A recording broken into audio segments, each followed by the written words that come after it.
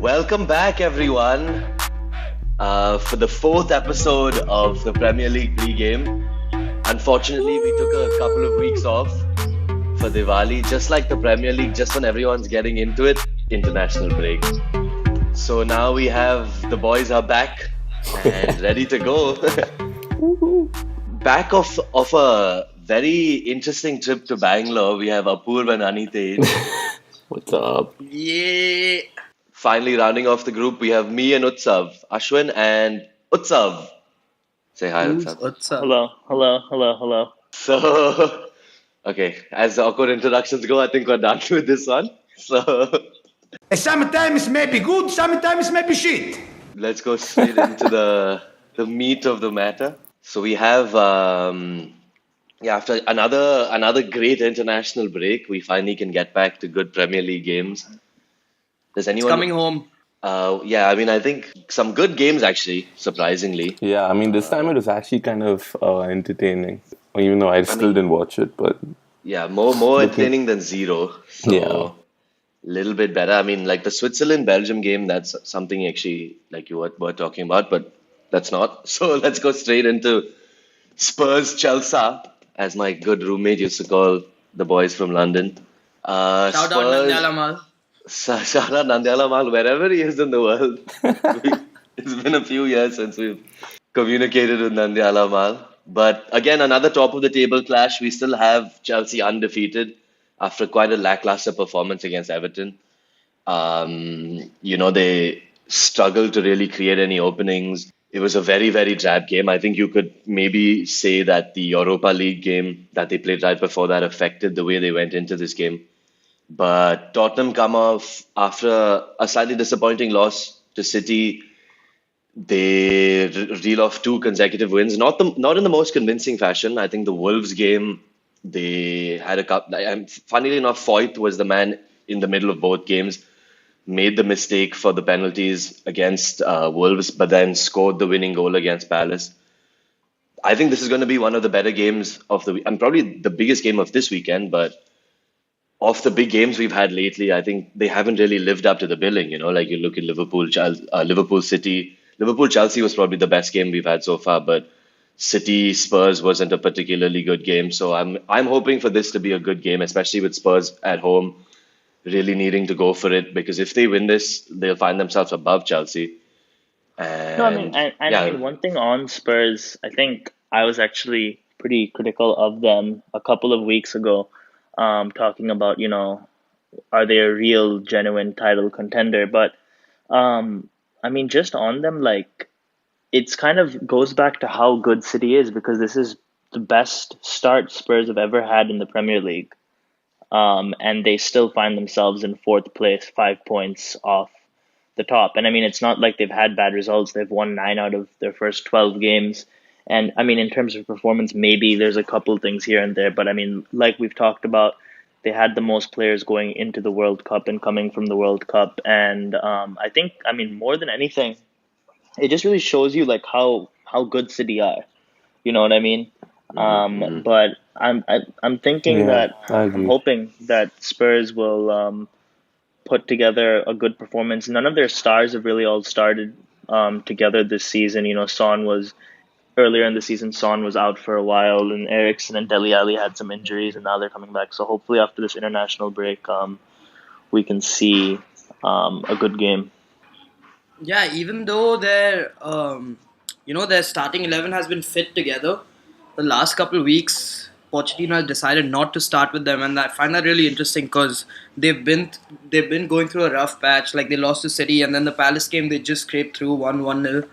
So it's like I don't know why they're not starting together, but I'm excited now because international break gives them a way to like get in and restart and come up with. Yeah, the I best think starting lineup that's they a good can. point, because I don't think he knows his best starting lineup yet, right? Because Lamela and Mora have been so good this season that like it's kept Ali, Son, and Eriksen to an extent out of the team. So like I think he needs to figure out. I think Pochettino needs to figure out still, how to get Eriksen back into this team and be effective. So Yeah, I mean, Anitij. Sissoko is one player that's been Yeah, like Sissoko doing as well. Yeah, though. for sure, for I sure. don't know if he's gonna start with all these players coming back, but I think he Yeah, and I deserves feel like to. Sissoko gives them that little bit of defensive stability that none of the other wingers do. Like all the other guys, Ali, Eriksson, Lamela, Mora, don't really give them that like defensive support that Sissoko offers them. So I think I mean, playing a team against like Chelsea that's probably going to dominate possession, a player like Sissoko who can run back, track the ball, will be of a real like asset to Spurs. So I wonder if he will in fact start the game. But I think then moving on to Chelsea, I just briefly spoke about Chelsea and like sort of burning out a little bit against Everton, unable to find a breakthrough at home. It wasn't even like they created too much in particular. They just looked kind of like drab of ideas. Hazard was okay. It was his first game back in the Premier League. Alonso hit the bar, and Alonso literally had their best chances. I mean, the way that guy strikes the ball, man? I just don't understand how he's Yeah, it's so That clean. volley from that like when he angle took was it was sort of like, what is insane. he doing? But then the way he strikes the ball is just Yeah. freak of nature. But Bellerin's better, right? I 100% agree. Yeah, I think Bellerin is better than Azpilicueta and Alonso. But yeah, I mean Chelsea, like they're sort of, even though they're unbeaten, and you would consider them being in the title race. If they do drop points, then they're like in the fight for top four again. Because it's so tight at the top right now. They're like only a point clear of Spurs. But I yeah, was just gonna say, yeah, go on. wait, sorry to cut you off. Like, so Chelsea has faced what, Liverpool, Arsenal this season out of the big teams. United. Oh, and they face United. Yeah. So basically, they've not got good results. Sure, like Chelsea Liverpool was a draw. United Chelsea was, they just scraped through to a draw. At home, So this it's is true, yeah. actually at home, and Arsenal, they like one which they got lucky because they faced Arsenal at such an early stage. We could say that for if even if Arsenal won, we would be saying that they got lucky that they faced Chelsea at an True. early stage. But they need to really pick up points here because otherwise, if they don't get any like 3 points from big games like this, like where City and Liverpool both have got 3 points against their first fixture against Spurs, so to keep up, they need to like actually perform, do well, and get their confidence back because they have not been looking as good as they did in the starting 10 games of the season. No, but yeah, I agree. But also looking at the recent history, Chelsea have won actually 4 in a row against Spurs at Wembley, and they've scored 13 goals in the process. And that includes their 4-2 win in the FA Cup a couple years ago. So yeah, it's looking good. Like, I mean, definitely. I think this is the What type about of that game that's. Morata miss? Did you guys see I that know. Morata? Oh For my Spain, god, yeah. dude. That's like harder Back to to normal. miss than to score. Like he literally needed to like go out of his way to mess that up, to miss that I chance. feel bad for him though at this point. Like it's No, just but then in practice he was knocking in some bangers though, like right before the game. So it evens But out. yeah, exactly. So like I'm He scared probably now. needs like I had Ross him, I had Barkley him on behind him. fantasy. But anyway, I mean, like I think like so this is the type of game that like Chelsea really need to win to like send a statement out to City and Liverpool, and to Spurs even, I guess, that they're the real deal and can really challenge this year. So I mean, yeah. So this is definitely going to be. I think this is the game we should do predictions for. Like, what do we say going around? it's going to be so hard to predict this because like we're coming off an international break and like absolutely. literally anything can happen. Why do you think I'm asking you? Because it's so hard for me. That's why I need. I think your Chelsea- expertise. You know things that people don't Yeah, know. I need your expertise. Chelsea 2-1. I'm going for a Chelsea win. I'm gonna say 2. 2-2. Yeah. What about you, Bala? I honestly, I have no idea. 3-3. Ericsson hat trick to give me the W. I'm going. Be serious. I'm going with a. I'm going with a 2-0 again. For Spurs. Oh, so both you're saying Lamela gets 2. So you're saying Chelsea's first No, defeat? no. I think. As Southgate said, the best goal scorer right now. Goals. No, I'm sure he got his confidence back though with this international. Kane. So I mean, anyway, talking about unpredictable results. Before we move on to any other things, we got a request from a certain Mr. S. Jain to talk about unpredictable Fulham and how they've gone ahead and fired their former manager in favor of hiring the Tinkerman himself, Ranieri, and they host a Southampton team that's doing a little bit better than they started off. Actually, they've drawn three of their last four and lost the others, so still like better than the way they started the season. Yeah, but But they have the Charlie Austin interview, so they automatically win. yeah, so It's that offside hit, mate. I didn't. I did twice. Hit me, bobbed up. That's why I done Foster. It's a joke. You're going about VAR this, VAR that. Help the officials out. Clearly, they need help. Clearly, we play in the Premier League, the best league in the world, the most watched league in the world. Give them all the help they need because clearly they cost us 2 points a day. It's a joke. so that's a disgrace. And that's also another thing. VAR has been confirmed for the Premier League. Yeah, true. 2019. I was just gonna say, so Yeah, Charlie it's Youngstown about got it through. fucking time, man. Past 2 game weeks have been like so many bad calls. Yeah, I think it definitely is something that they had to have done because I mean, there's still going to be those tight calls, but I mean, it help.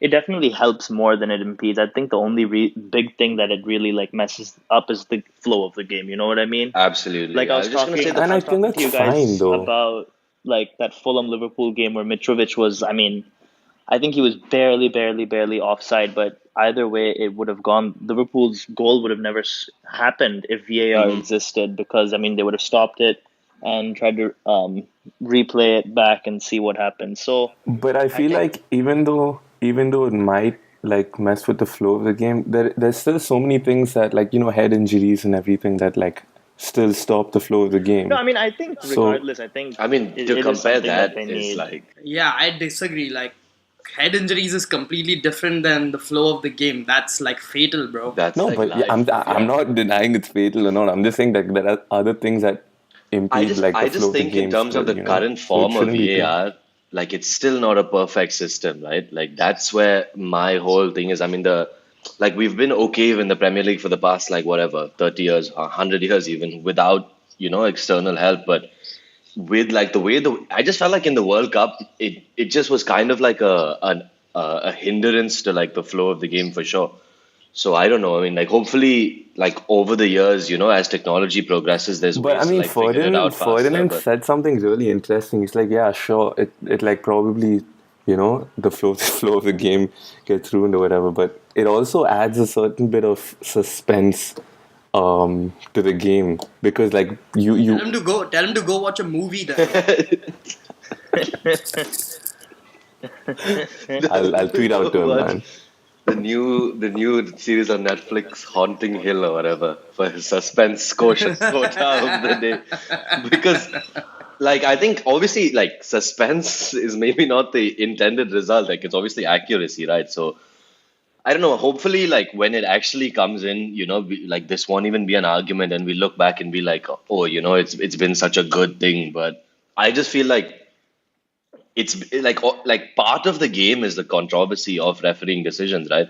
Like if you look at like every sport, like I really like the system they have in cricket and tennis where you can NFL has the same thing where you can ask for like twice a game, where like if you feel like this is the genuine time where you've been because Mourinho, like he'll want the game stopped like 10 times. He'll go minute 24, minute 48, minute 70, minute 60. Then how are you supposed to like sort of cater to all of his needs? So I think if you have like a challenge system, maybe that's the better way to go about it. But anyway, coming back to Fulham, what do we see this team like surviving now? Or, I mean, they're 5 points, bottom of the table, lost their last 6. They're winning the title now. What? Now they'll come back next season. Can you imagine the odds for Fulham winning the title of 5,000-1 right now? We are in Champions League, man. That was my dilly din dilly dong. Come on. Dilly ding dilly dong. They're only 27 points behind Chelsea. I think Fulham City. can make it out of the drop. So I mean, I think their squad is just good enough to.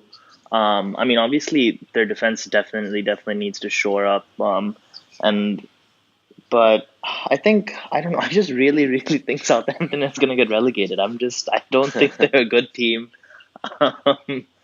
It's also There was a rumor that they wanted to go for Leonardo Yarden and sack their current manager. That could be a Southampton. good move, but who knows? Coming back to Ranieri, I think it's like a good appointment because he's going to add more of a practical approach to Fulham's game, Yeah, for sure. And he's actually going to like, because if you saw the Leicester team he coached, they were solid defensively and they would just counter-attack the ball. And Fulham already are good going forward. They have the players, that make them good going forward, and they have, I think, a good striker in them, and they have like good midfielders and everything. So just that Ranieri coming in and giving it a more practical approach, where they actually just like stop conceding goals. I think they can actually stay up, and I think they will stay up. He's promised his team McDonald's for every clean sheet. So that's what he says, right? He's like, Italian pizza. managers are like meant for clean sheets. Sorry, Anita, you were like he just wants to bring clean sheets back into the club. So what do you Yeah, say? yeah, but if you look at Leicester's performances when they won the title in the beginning, like they used to concede a lot of goals as well. They used to outscore their opponents. But They had a record number. I don't know if it was a record, but they had more than 12 1-0 wins or something. yeah, that was like later on in the season. No, That was like exactly. later on. Yeah. When he like sort of figured out that, man, we can Yeah. actually do something good this season. Like, let's just lock it down in the back, because they had the talent of Mahrez and Vardy, to go and score goals. And like Apurv said, they have like Schürrle, Mitrovic, Seri is a fantastic player. Sessegnon hasn't really shown anything yet in the Premier League, but I mean, he one can be thing a good player just to too. kind of note, if you, Vieto. I mean, just in terms of the actual skill set of those players, I think it is slightly different. Where Leicester's team had faster players, a team more suited towards the counter attack. I mean, Mitrovic obviously isn't the quickest. Sessegnon is fast, sure, but Vieto and Schürrle and stuff aren't the quickest. So I mean, it is going to be interesting to see how he can kind of use these players. There's a lot more like shifty, crafty type of players. Yeah, there's more talent on this team, right? If you look at it on paper, like the team he picked up at Fulham, I mean, versus the team he picked up at Leicester, Yeah, I mean, there's so much more talent on this team. Like there's a World Cup winner, like his Leicester team was just a bunch of like ragtag. So this is a big game, this is a real 6-pointer. And so like absolutely important. This is last versus A17. So if Fulham win this, they'll be tied on points with Southampton. So that's a huge bonus for them. So I think this is definitely another game we have to look out for. But moving on, we have another The most boring fixture of the weekend. we have another couple of big games this weekend. United City. West Ham City. We have United. I mean, not United City. Thank God we don't have that for another 18 weeks. But we have West Ham City. City coming off, that big Derby Day win. West Ham off the back of a slightly underwhelming 1-1 draw against Huddersfield. Do we see this going anywhere else but what we expect? I think the City My game- predictions are 11 then. I think the City United derby definitely flattered United a little bit, in the sense where, while obviously the final scoreline was 3-1, that was after Gundogan. That goal, wow, what a goal, by the way. That last goal. Like, more than Bernardo Silva's pass, like, the ability for Gundogan to just, like, control that. And, I mean, obviously, like, just slot that past De Gea. I mean, De Gea hasn't been the best this season, but literally, like, just the state of mind and the presence of mind to make it look so simple was unreal. That's just how good he is, man. Think about, like, he'd be starting on any team, like, in the world, probably, and he can't sniff this City team. Just good. I mean, they're just their squad, I mean, I honestly think maybe I expected them to dominate the United game a little bit more, but in the end, I mean, it was such a comfortable win for them. I just feel there like wasn't I know what you really- mean in terms of clear-cut chances, but I just think that there was never any doubt. Everyone was just like- absolutely. They everyone managed was the like, game. City And, is going to win this game. United's goal was way against the run of play, so definitely like it wasn't really. It was very similar to City's 3-1 win against Arsenal as well, where like you felt like you can get back into the game, but in actuality they were like in like total control. Yeah, the only real thing I see slowing them down is injuries, Like I just don't see how this team, like when you look at the fact that the level Bernardo Silva is playing at, like they don't even need De Bruyne. They haven't had the best player on their squad this entire season, and they're playing better than probably last season. Sterling's taken it up a whole nother level. And you could even argue that Sane has been significantly worse than he was last season. Definitely. And I honestly think Sane will probably get back into the team now that Mendy's out, like that. See, they have like so many options without Mendy. But they're going to play. He just ages Yeah, Silva's just been even better and like better. I don't fine understand wine, how man, he. absolutely. I don't know how he keeps. Fernandinho, and I honestly think the key thing for them this season compared to last season is that like uncertainty at centre back is also not a thing anymore. Stones and Laporte have been like immense. And Unless, like they've conceded only 5 goals. Yeah, man, That's I mean, insane. I it's- mean, Liverpool have done that as well, but everyone keeps talking about how good but City have City's attack scored has 13 been. more. Yeah. I don't know. As a Liverpool fan, it sucks, but like Raheem Sterling, I think is He's world class, he man. he's He's been world so class. good, like Yeah. insane. He's being like, I don't know, the best performer like City has in the last 4 5 games, and over the last whatever 12 games, he's been the top 5 performers easily. That's actually a question. Finish before I ask that. Yeah, no, I was just gonna say he's not only assisting, he's like scoring goals, and he like together he had like handed, I don't know, 12, 15 goals, something like that, not only in Premier League, including Champions League. And that's like crazy. Like the next best is like Aguero with 8 or 9, including assists or something. So, he's been absolutely incredible. And I think that's what, like City scoring goals, so many goals, I think it's more down to Sterling than it is to any other player. I completely agree with you, but I also think that like Aguero has been also a different class this season. When you look at like his build-up play, all of that. That's why I put this up in the group when we were talking about like I honestly can't even tell you who their best player is anymore. Like there's 6, 7 players who genuinely are every week in consideration to be the best player on the pitch. Like Sterling is genuinely like the only thing he really lacked, and at Liverpool too, was that killer instinct. Right? Like he's had all of this other stuff together the whole time. His ability to take people on, his dribbling, his passing has always been on point, but he didn't have that killer instinct, and now he's like looking to dribble inside the box and score. The fact So that it's Jesus just doesn't so even start. dangerous. Yeah, I mean, Jesus played one game, scores a hat trick.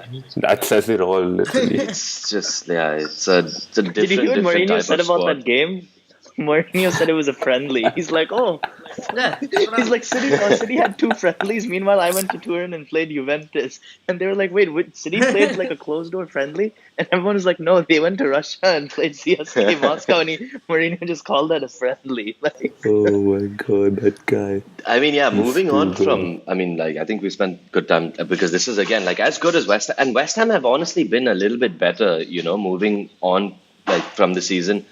They're looking to sign the prodigal Samir. son of Arsenal, Samir Nasri. Twinkle Toes, Mr. Twinkle Toes. I don't know. He could be a good if he gets his fitness back. He could be a good signing. I for honestly them. think he is one of the biggest wastes of talent, man. Like, what a Yeah. player he could have been, like, Exactly. just And I think Like, Pellegrini sure. really has a soft spot for him because they work together. to kind of link it back to City, I think like as much as I love watching, obviously the City's like definitely the best City we've seen. Nothing brought me more happiness than watching Aguero, Yaya Toure, Nasri, and Silva just absolutely demolish absolutely, defenses man. back in the day with those Tevez. like one-touch passing and stuff. Oh my god! Yeah, that was like phenomenal team. So, I mean, does Pellegrini have any insider secrets that he can use to beat the City team, or is it going to be? Honestly, now that I think about it, like he's done decent at home against the big Yeah. sides. He made it really hard for Spurs as well, and he got a draw against Chelsea. So this could actually no, it's City, man. Yeah, sounds about right. That's what City does to you, bro. City's Too bad. Yeah, so I mean, talking about I hope to see a good game, but it's just going to be like City domination. But a game that could actually be a little bit interesting is moving on to the other side of the Manchester derby. We have United hosting Palace. What did you make of that United? I mean, we spoke about it a little bit, but that United effort against City, like coming off Juventus. I think one Honestly- thing is without Pogba, I feel like Yeah, that was a huge That's what a lot huge of people miss. said. Like the result might not have changed, but I mean, That midfield was pretty bad. one though. actually very interesting Like, thing is Neville- have you noticed how Mourinho? So Ander Herrera won Player of the Year. The commentators were talking about this during the game, but Ander Herrera won Player of the Year for United, not last year, but the year before that. Since then, he started. I mean, my figures are off a little bit, but he started approximately like 6 out of the last 42 Premier League games since winning Player of the Year. And the 6 he has started have all been against the big teams. interesting. So, he's definitely. it's very, very Herrera interesting to reminds see. me of like Jisung, like how Ferguson would use Park. It was like he literally save him for the big games, in the Yeah. sense that like he is like sort of Herrera is like type of a Mourinho. I mean, he's like very, very in that Oh, Mourinho philosophy, I right? hate Herrera. He's the most annoying. He makes those blatant fouls. He does all the acting. He's literally like the only player I might hate more is Dele Alli. Like Herrera is a typical Mourinho type of player. But it's almost like Mourinho doesn't trust him to play on a week in, week out basis. But then in these big games, he's like, just go foul Hazard. Yeah, I mean, yeah, Wait, speaking more of the United performance, so Mourinho generally in these big games sets up to lock it down and like not concede goals at all and get that one-off goal. But recently the defense has been so shit. Like last year, United conceded 28 goals in all of the league, and they've already conceded, I think, 23 goals in all competitions this season. And De Gea is like in line to concede, I think, like 73 goals. So it's like absolutely crazy the amount of goals United are leaking, and that's not a good sign for a Mourinho team because if he doesn't have his defense going for him, he has absolutely nothing going for him at this point because they're not scoring, they're not like defending. A Mourinho team into the third season, that too. yeah, By now, Yeah. it should have been like stabilized and everything, but it doesn't seem like it is. yeah. But honestly, going back to that Pogba thing, like even Gary Neville like spoke about it. He he said that looking at your midfield, it's like Matic, Fellaini, and Herrera. There's no one to actually pick the ball up and carry it forward to the strikers and everything. And he's had such a good relationship with Martial. I mean, Yeah. if you I think try it to just, really like, did compare the affect midfield him. threes of City and United in that game. I mean, it's the exact opposite, right? Like, it's literally maybe Fernandinho is Yeah. a little bit like Matic, but like Exactly. apart from that, like it's genuinely like night and day. Like that's just the absolute difference in their philosophy, right? Like Pep has converted a right winger and a center forward cam type player to be like center mids, where Mourinho has made like CDMs, like center mids. Like it's just the exact opposite. And I mean, that's why they play the way they do, man. Fellaini, I remember there's this like one stretch of play where Martial was having that 1-2, 1-2, and Fellaini just ball gets stuck under his feet. He can't like pass it back in time. No, Oh man. but like honestly, that's just a different managerial approach. Like Yeah, that's exactly, a different way to look at the game. Absolutely. But the bad part is that that's not working out. I don't have a problem with him taking a defensive approach at all. Like it works. Like Simeone has made it work. Mourinho has made it work, and like him setting up like that is not a problem. But it's not working. That I think for all the United fans is a huge problem. Well, I'm not Yeah, even no, for talking sure, in terms dude. of I mean- actually like stylistically, but I'm saying just like look at the players regardless of the approach. You can't tell me Fellaini, Matic, and Ander Herrera are supposed to get you to win against arguably the greatest English team. Like, no, I'm sorry. Like, Yeah, Yeah, I mean, absolutely. I honestly like. I for feel like sure. even the Juventus game, it was just that game. If we played 100 times again, we'd probably win that another like 2 times. Like it was honestly Yeah, not like even. maybe not even like it wasn't the most convincing performance. It was just like Juve just took their step, just took their leg off the gas because they thought it was a done deal, and United like hit them. But this City game was like pretty much what was supposed to happen. And moving into this game, they've conceded fifth most goals. Only Fulham, Burnley, Cardiff, Huddersfield, and it's not like Palace haven't been, the most like swashbuckling team. They find themselves second lowest goals scored, just above Huddersfield. So, do we feel like Zaha, anyone can really trouble this team? I don't think so. Not at Old Trafford. I mean, they could pull out a 0-0 draw, which I won't be surprised at. But I don't see a Palace win here. Oh, it's a return of Zaha to Old Trafford, huh? I mean, that like 5 times has happened That's- already. yeah, like- Who cares? no, but is Zaha fit to play because he missed last week's game against Spurs? Yeah. So I think that was That would be if he doesn't play. There's absolutely no way I can see Palace getting any points here. Yeah, I mean, they literally score 0 goals when he doesn't play. So, like, it's going to be a really tough game for them. But I still see this being, like, quite tricky for United as well. I think Apur's 0-0 makes a lot of sense. Like, I feel like that.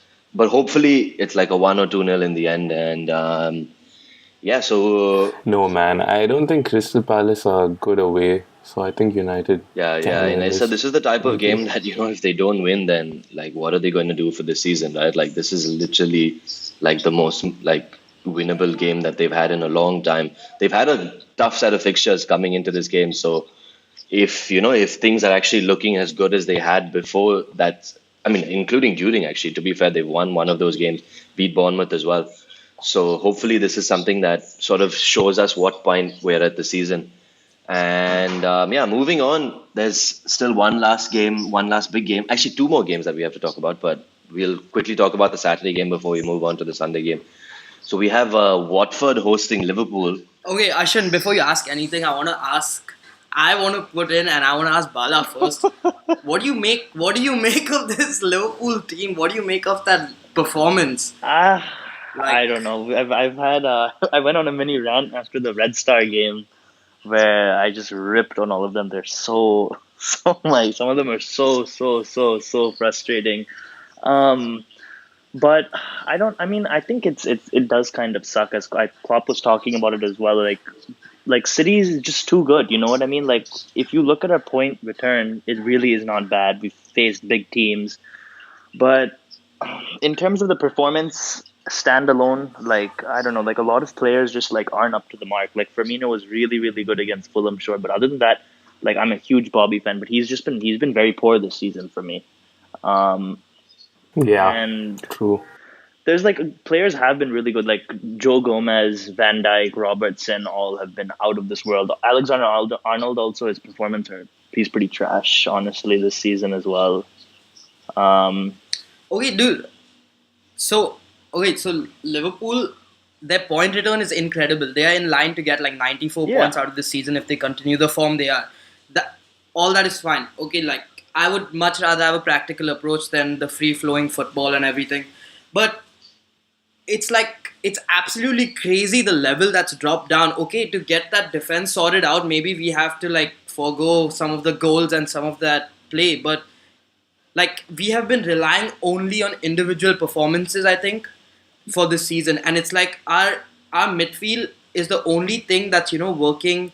Like in terms of like going forward, our midfield is the only thing that's working together. The front three have absolutely not clicked with well, each other. so Bobby Firmino is like I have a question for absolute you. trash this season. So while I 100% do agree, I mean, a lot of the forward, free flowing, interchanging movement and stuff obviously has been given up in terms of to have this more defensively solid thing. But I don't know if that's like completely down to it. You know what I mean? I don't know if it's just because they've gotten defensive.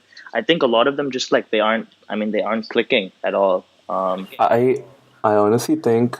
I mean, you said midfield has been doing good, and maybe you're right because I haven't seen Liverpool as much as you guys have. But I really think that the midfield is also crucial in making the front three click. As good as you guys have been defensively, your defense doesn't affect your attack. It's the midfield that obviously helps with the defense and attack. And what I think like your midfield has been doing so far is like helping out with the defensive aspects more than the attacking aspects. No, That's at least what I think. so I agree, but the thing is that if you see Like that Salah, creative flair. no. If you wait, listen. If you see Salah's performances this year, he's been falling back on the wing. I think he's already like contributed defensively. Whenever we play a 4-3-3, that is, he's contributed defensively more than he did all of last season. So they have that in their mind. Like I agree, it doesn't affect the front three while going forward, but they have that in their mind because I think this year they've been told like keep the defenses good. So they've been falling back more often than not. Mane is playing like a false nine winger almost, like in most games. So it's like I understand that it doesn't, and I still do think that there will come a time where it clicks, but I don't know. Like it's about time, and right now Salah It's is like November. No, I yeah, mean, exactly. Salah has been performing so well, and that's like a good thing because at least we're getting goals from him now. But everybody needs to be contributing. no. like, So yeah, that's what I just wanted to touch upon. Like, while obviously, like you want a midfield that is pushing forward and is contributing, but look at the players. You know what I mean? Last year, the players that we had in the midfield that were contributing were Emre Can, Alex Oxlade-Chamberlain. They're Yeah, much more attacking players. Now we have exactly. So now, I mean, Naby Keita has been, I don't know what he does. Fucking sucks. That Fabinho also. So, I mean, it's a lot more of a defensive approach. I mean, you have Fabinho, you have Wijnaldum, you have Henderson, you have Milner. So, we really do miss that driving like force. And I don't even know how does Chan even play for Juventus? Has he even played a game? No, so Emre Can actually. So I was listening to On the Continent. That's like another podcast, and they were saying that Chan actually played the first couple of games. He started against Lazio, and he was pretty good. And he was coming off the bench more often than not. But right now he's actually injured, and he's gone through a surgery. So he's gone for he's like injured for about 2 or 3 months. I mean, that team's But like he- midfield but depth is retarded though. So like it's like really hard to Yeah, get so- into that squad. So they were saying that Pjanic and Bentancur are like the starting midfielders, and Matuidi obviously. So like Chan is a second string, but he's like And they have study Kadira to also, them. right? So they have like another like mini Chan. I mean, like a Chan is like a mini Kadira, more attacking, I Mini guess. Kadira, But yeah. yeah, so I mean, in terms of like my whole 2 cents on the Liverpool thing, I think like the Fulham game, right? Like I honestly feel like that formation is probably like better for them against these smaller teams, right? When Shaqiri plays, they just seem to have more sort of like drive and more creativity. And I think that Fabinho Wijnaldum midfield is also like good. Like I prefer that over the three. But I think coming back to what you guys were saying, I definitely feel like they've obviously sacrificed that like that free flowingness, which is why they have honestly like if you look at like out of the last 10 seasons, 9 of the 10 seasons this Liverpool team would probably be top of the table, right? Like 9 wins and 3 draws. Like it's unbelievable that they're still like 2 points off the top. That just goes to show, like Utsav said, how brilliant City have been this season. So I think it's like a little bit too early to like panic or for Liverpool. Like I think they need to continue this way, maintain, keep clean sheets, like win a few games like big, but typically they should just win games, right? And I think that'll sort of put pressure on City. And then, moving forward into the season, like later months of the season, we'll see how, like that really. I mean, the one I unfortunate. think more than panic, it's like frustrating. Yeah, because exactly. we're getting so Exactly. many points, and like you still don't see. And then because we're not at the top of the table, we start looking at the bad things more than the good. True. And so that plays on the mind. And then suddenly they put in a performance like that against Red Star, where some cleaner or something scores 2 goals against us. So it's like I don't know. No, but I mean the one kind of the thing. I mean the one thing that does kind of suck is I think like that game against City. Like if we were playing the way we did last season, we would have won that game. We wouldn't be where we are in the table, but in those big games, we just win. Like look at the results we have against the big teams this season. It's really not that good. We beat Spurs. That's it. Yeah. So we'll have to see. I mean, it is frustrating more than anything. Yeah, and I think this is going to be a tricky game for them for sure, right? Like this, like Anita had said, when you come back from international break, there's a lot of circumstances, there's a lot of stuff that you need to figure out. Liverpool have had a lot of players. I mean, like all their team is like full international, so a lot of them have gone. Whereas Watford have got to keep their squad, mostly on the facility and like got to train and stuff, obviously. So this is going to be a tricky game. Watford obviously started off the season like in flying colours. Had a little bit of a bump, but now they're sort of stabilized to where you would sort of expect them to finish the season between that 6th and 12th. They find themselves 7th actually above United, funnily enough. Yeah, they I mean, before the international break, they played, I would say, 2 of the relegation battles in Newcastle and Southampton and didn't even get a win. They lost to Newcastle. And drew to Southampton. And they drew to Southampton. So, I don't know. I think Liverpool should win. They also had a bunch of injuries, though. I feel like Dini has been out, so Dini will probably be back for this week. And that's the type of guy who can really, like Abu said in the first episode, he's like, that passion is what drives the team on, right? For sure. Like, Some cojones. his attitude and his, like, just his anger is sort of important for the team to be successful. So that's definitely going to be quite a tricky game, but if more honestly, I think coming back, like it's honestly been down to like that, like more, like if he scores, they win. Like it's just been like his goals that have really like separated them from teams, and I think he needs to have a big game. He's quite fond of Watford. He had quite a average performance against them last season where he scored 62 fantasy points. Yeah, do you remember that? I was playing Trishal that week, and he literally had more points than Trishal's entire team. He had more. No. So you had more points Bala, than that game most- week. So that game week there were like 4. There were only 4 games, fixtures. exactly. And Salah outscored every single team except like one. Salah outscored all the other teams. Like he outscored, Teams, and yeah. my team had 11 players playing. So yeah, forget Okay, bro. that. I hope they do PTSD, that. PTSD. So let's move on. Let's move on to the game that someone has told us is going to be a good game. Bournemouth, Arsenal. Bournemouth. It is going to be a good game because both these teams, their defense are pretty bad. Like Arsenal conceded 15, Bournemouth 16. So hopefully it's going to be goals.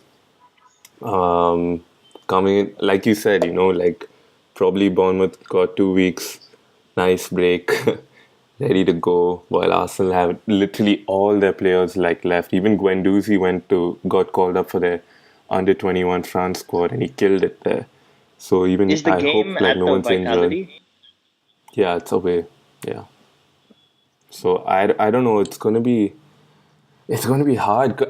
Bournemouth actually had a couple of not so great results before they left for the Well, that's international actually break. one thing I wanted to talk about, but because that's exactly right. But look where they still are in the table, which Exactly. tells Yeah. you how good they've actually been this season. They had two or three Yeah. bad results, and they still find themselves literally in sixth Sixth. place, Yeah. 4 points behind Arsenal. So a win here, I mean, it would be Wait, tough, but And yeah, but Bournemouth have been shit like last two games, but Arsenal have had like three draws and three whatever. draws on the bounce, and that's excluding like a midweek fixture I think this against. could be the Yeah. typical Arsenal game against the lower teams where the lower teams score and then Arsenal scores one right at the end and it's a draw. Like that happens. I literally feel like every single time Arsenal's losing 1-0, I'm like, I was literally on FaceTime with someone and I think with Sambhav and I was like, oh, they'll score for sure. Arsenal always manage to score. They'll never win, but I could definitely see it Yeah, being I don't. something No. like that. It's So Anitej, what do you make of their like last three games? Because they've not only drawn to Liverpool, they've drawn to like Wolves and Palace, which is like I feel like they should be winning those games easily. that Wolves game was just like we should have lost that, man. Like Leno was Sure. literally our best Leno player. was exceptional. Yeah. Yeah. Our entire hard work against Liverpool was just like done in that one fixture, Everyone was just like everyone was just like so happy about the Liverpool draw at home. And then all of a sudden we draw again to Wolves at home and then it was bound to happen, Like we had like an incredible run, 11 games, whatever, winning streak. But this is what we should have expected. I think like a lot of Arsenal fans got carried away with that 11 win So do you streak, like whatever. what's your like take on them finishing top four? Like how likely would you say it is? I mean, it is possible, but it also depends on how bad Spurs are going to do this season as well, I think. More than us, I think it depends on other people, other teams like Chelsea and Spurs. If they don't perform, then I think we can. I honestly think it's similar to like Liverpool winning the title. Yeah, it depends Like on City. Liverpool are dependent on City and like exactly. Arsenal are dependent on like Spurs. But Yeah, for sure. I that mean- being said, like just because Spurs didn't strengthen, I don't know. I think there is a good chance, and like Emery seems to be taking Europa League very, very seriously.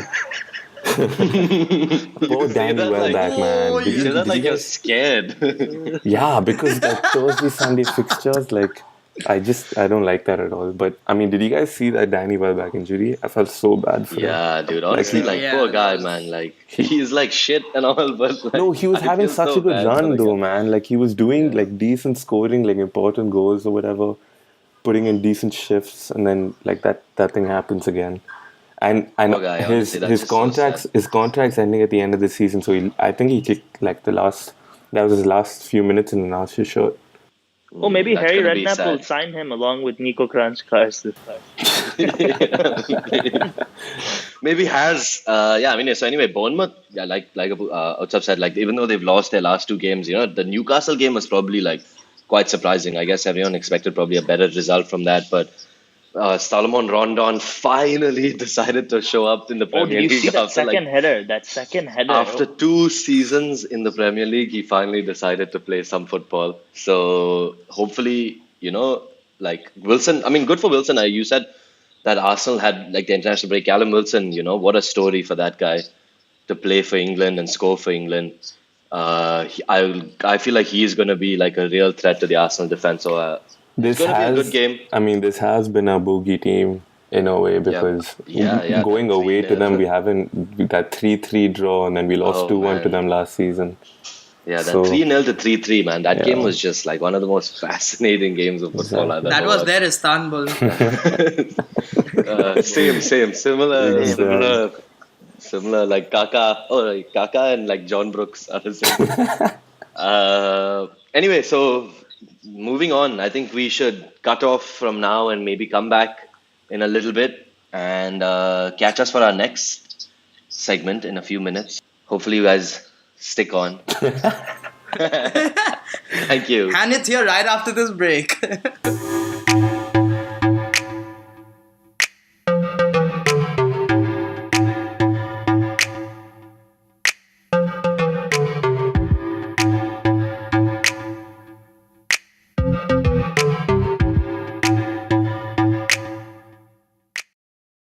So we're back for the second segment of our welcome back Special episode. segment. So we need some good jingles for this. But so something we've sort of fixated on is how goalkeeping has changed over the last like 20 years specifically, right? When you look at like the Peter Schmeichels and then, like how they sort of went about goalkeeping versus now, where I guess typically back in the day, the goalkeeper was like the big, strong guy, obviously, like, was like typically captain, had a lot of responsibility. And now when you look at like the best keeper in the Premier League right now, you'd probably shout out Edison, who's a very, very different type of keeper than we've had typically. Allison too. Allison maybe less so after his mistakes, but Lloris is another example. Just of how keepers have changed, and I think that's something that we want to dwell deeper into. So if anybody wants to take the lead and just go ahead and talk about what you guys have seen, how keepers have changed in the last like 10 years. I mean, yeah. So- Okay, go on. So basically, what I think is I'm actually more of the traditional types where I like my keeper to clear the ball even if he's like 50% in danger. So I would rather have a keeper who like clears his lines and be like safer than like taking risks. Like Alisson. But I think it's no Allison. Honestly, like he's like crazy. But I'm more of a Petacek. Whatever I've seen, he's been the best keeper in the last 5-10 years. Yeah, for sure. And how he was struggling against Emery, which Anitej I think we'll talk about more. Under Emery, that he couldn't even pass the ball out, and which I was feeling so bad for him because he's not made to do that. And like, it's absolutely crazy because I personally don't like Edison, Allison playing like that, but I think they've absolutely transformed the game because right now it feels like these teams don't have 10 players on the pitch, they have 11 players on the pitch who are building up, and and possession has become such a big thing that these people help build up play and bring the play forward. So I think it's absolutely vital in today's game to have those kind of keepers, even though like if I would build a team I would not have that. Yeah, I mean, just talking about what Ashwin said, like the Schmeichels and the Van der Sars, Pericek is sort of from that era, right? And he's like struggling to like implement this new sort of philosophy that everyone's been, at least like the big clubs in England have been using. And if you look at like even Germany's top 3 keepers, all of them are really good on the ball, Spain as well. And it's just sort of like the new way of playing football where the goalkeeper should be like good on the ball as well. Like he should essentially be as good as an outfield player on the ball. And that's how things are moving like forward, which is crazy because if you look at, like I said, like Pericek, like 10 years ago or 5 years ago, you wouldn't like see any good keeper like that, like that's so composed on the ball. But yeah, I think a great point Apoor made was like talking about like back in the day it was sort of 10 football players and 1 goalkeeper, right? Whereas now it's like 11 football players on the field. There's everybody. When you just look at the calmness of Edison on the ball, man, it's like baffling, like it's just he doesn't sweat, like he is so composed, and his passing range, I mean, he's as good as any passer in the Premier League. You look at that, I think he's already got an assist this season, which is remarkable. And it's not like, the typical one in a season assist. He does this consistently every game where his goal kicks like genuinely create a chance. I think De Gea someone you wouldn't typically associate with like playing out of his feet, but even his goal kicks, all of that stuff has improved tremendously. Whereas back in the day, the goalkeeper was just sort of responsible for collecting Shot crosses, like making stopping, saves, yeah. obviously. Exactly. But like beyond that, like he was just like, going to clear the ball, give up, like hoof it up to his big striker. Hopefully the striker wins the ball. But now they're looking for like accurate passes. There's players making runs. If you look at Schmeichel himself, Casper versus the big dad.